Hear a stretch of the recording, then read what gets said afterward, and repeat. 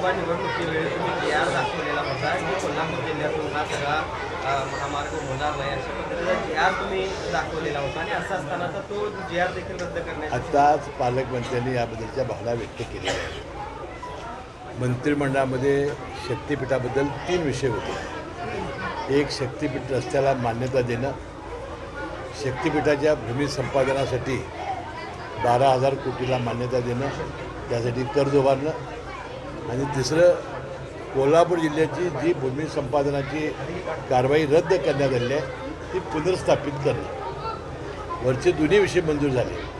आणि तिसऱ्या विषयाला पालकमंत्री आंबेडकर साहेबांनी मी मंत्रिमंडळात आम्ही भावना व्यक्त केल्या आणि आम्ही सांगितलं की कोल्हापूर जिल्ह्याची परिस्थिती वेगळी आहे. आपले शेतकरी हे अल्पभूधारक आहेत, फार जिद्दीनं शेती करणारे आहेत, बागायती क्षेत्र आमचं आहे आणि या जमिनी या शेतकऱ्यांच्या काळजाचे तुकडे झालेले आहेत. त्यामुळे या जमिनी सहजासहजी द्यायला शेतकऱ्यांचा प्रचंड विरोध आहे.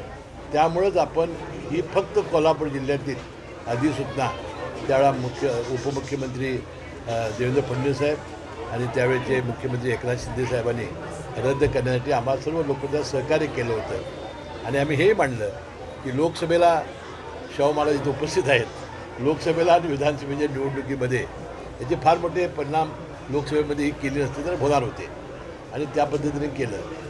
मुख्यमंत्री महोदय म्हणाले की बाबा हे खरं जरी असलं तरी समृद्धी महामार्गामुळं राज्याचा जो विकास झाला आहे त्या विकासानं जमिनीच्या किमती वाढत आहेत, पेट्रोल पंप इतर सुविधा तयार होत आहेत, बेरोजगारांना काम मिळतं आहे.